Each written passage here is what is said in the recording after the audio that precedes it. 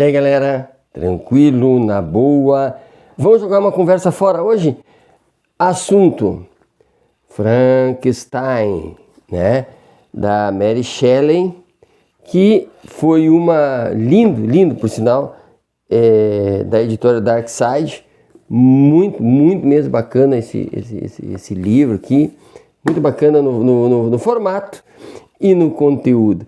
Fui instigado pela professora doutora Karen Bernardi, da área da neurociências, e ela me convocou, me intimou para que eu lesse o livro e comentasse, né, o da Mary Shelley, que é ela que deu origem, né, tudo isso que se fala em Frankenstein, que todo mundo já sabe, né, de alguma forma, a história, resumindo, porque eu não vou contar a história, resumindo, né, um cidadão constrói uma criatura, um ser humano, quem sabe, utilizando-se de tecidos humanos, ele constrói um humano para chamar de seu, né?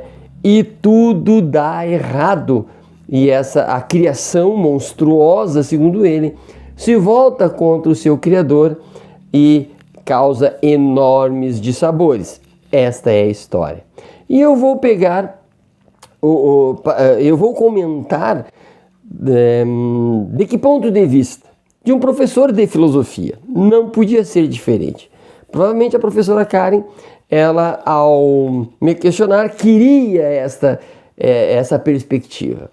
Pois bem, no início lá do livro é bem interessante. O futuro criador do monstro, ainda um estudioso, ele chega até a universidade e lá ele conta que ele era um estudioso da alquimia e que era apaixonado por esse saber. E que isso levara ao gosto pelo estudo e, portanto, chegar até a universidade.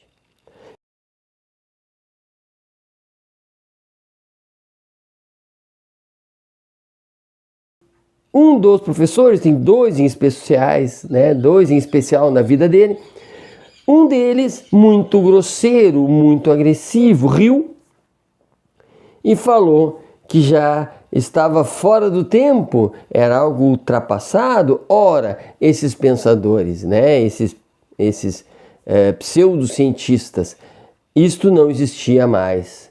Agora sim existe a ciência, diz o professor mais agressivo. O menos agressivo, que ele gostava muito, de certa forma disse o mesmo. A alquimia é uma ciência que se perdeu no tempo, mas é mais gracioso e mais delicado.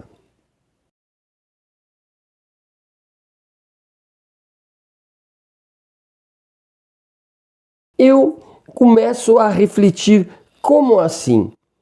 Presciência, algo ultrapassado? E eu fui refletir. Ora, vamos colocar no tempo e nas filosofias do tempo, né? Ele se referia à alquimia. A alquimia era, sim, uma forma de desvelar a verdade do mundo. Mas, lá pelo século XIV, XV, XVI, né?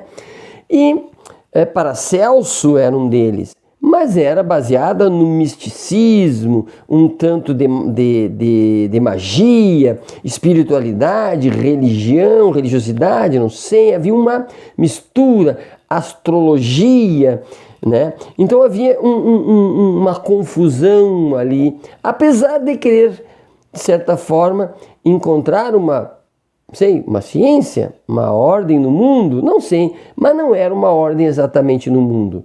Percebam, mas fora do mundo, né? Percebam que 14, 15, 16, ali para o século XVI, para o XVII, para o XVIII, surge o iluminismo. Percebam, e aí eu quero dizer iluminismo, óbvio, eu já quero linkar com a universidade. Então ele, adolescente, foi criado basicamente em séculos passados, do ponto de vista intelectual. Né? E lembrando, o pai dele avisou, não mexe com isso é bobagem. E ele reclama, né?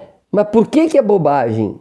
Ele pensa para ele mesmo, já que meu pai não me falou o porquê. E ele continua, portanto, estudando esses autores antigos.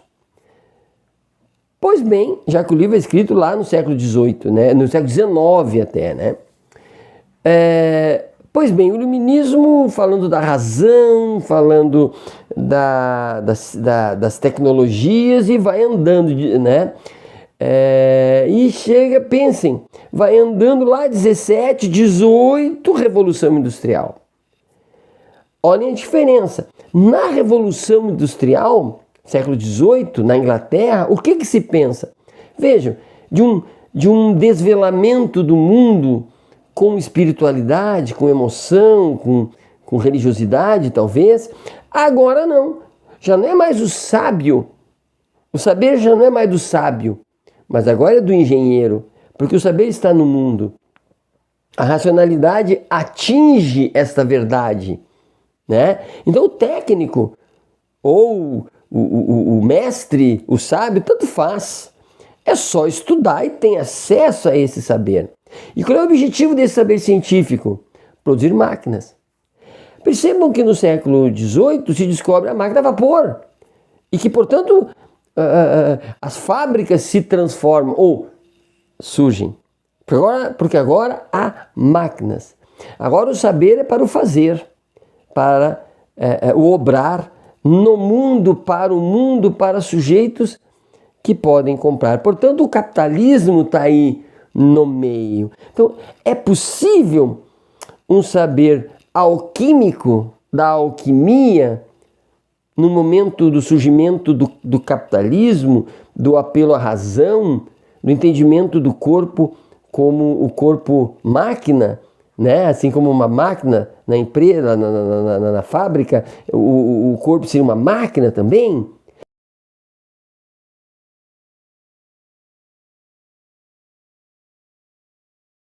Percebam que durante a escrita do livro, século XIX, né, já se havia reflexões sobre a eletricidade.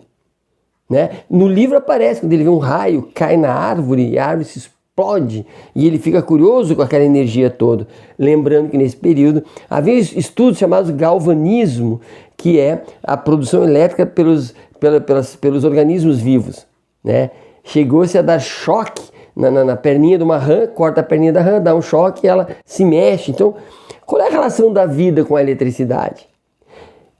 É neste conjunto de sensações, de experiências, é que esse livro é pensado pela Mary Shelley, de 19 anos aproximadamente. Percebem que talvez ela esteja querendo dizer que esta racionalidade que está em todos os lugares e transforma tudo em um produto manufaturado, já naquela época, talvez ela esteja dizendo, vai dar errado.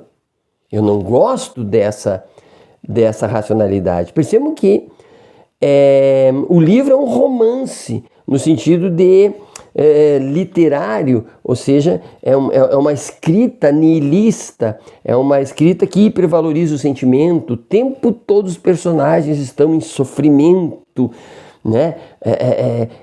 Sofrendo assim horrores, um sofrimento interno, eles desmaiam, ficam tontos, adoecem devido ao sofrimento, né? Grandes amores, grandes dores, tudo era muito grande.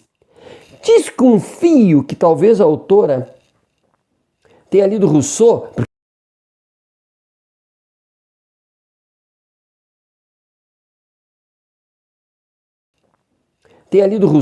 porque vejam, a autora cresceu num ambiente hiper, mega letrado. Talvez tenha lido Rousseau no sentido de que o bom selvagem, né? As pessoas eram boas e a sociedade corrompe. Percebam? Por que eu digo isso? Porque a criatura, ela toda hora se refere a si mesma como alguém que queria virtude, como alguém que admira a virtude. Ela não é um sujeito bom. ou queria ser bom, mas para cada tentativa de bondade, a sociedade reagia maltratando-o. Será que não seria ele o bom selvagem? E a sociedade foi corrompendo?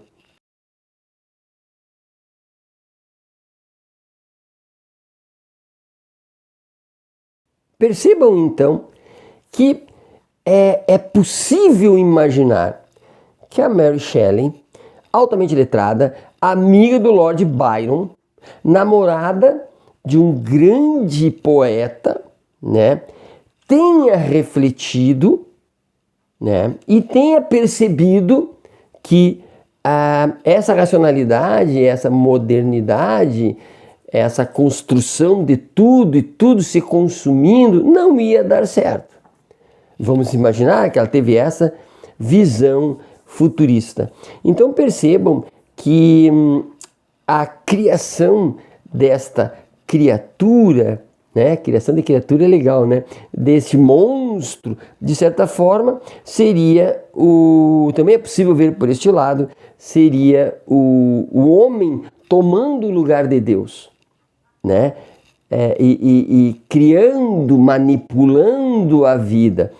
É um elemento provavelmente importante, né? O homem tomando o lugar. E de uma maneira mais simples, mais evidente, a questão da aparência, né? A criatura foi o tempo todo julgado por sua aparência. O próprio criador da criatura, o Frankenstein, ele bastou olhar para sua obra e amaldiçoá-la, passou mal, né? E o tempo todo ele fala do horror, da feiura, da aparência, e quando ele é instado a fazer a fêmea, né, a outra pessoa para conviver com o monstro, ele ficou imaginando o perigo, né, de uma nova raça, uma nova espécie na Terra, uma espécie tão morrenda e tão má, e ele não consegue, se chama empatia, né? Ele não tem empatia, ele não consegue entrar no interior dessa criatura para perceber com os olhos dela os horrores que ela passou. Uma criação que tendia a ser boa, talvez Rousseau, segundo o que eu li, né? Que tendia a ser boa, é judiada, é massacrada e aprende a ser má. Então, é provável que esse livro, essa história, diga muito mais do que simplesmente uma história de horror, um romance gótico, né? Que é precursor dos escritos de terror. É bem possível uma visão filosófica que aponte para uma crítica profunda de uma menina de 19 anos. Imaginem, no século XIX, quão avançada ela estava. Certo? Abraço e até a próxima.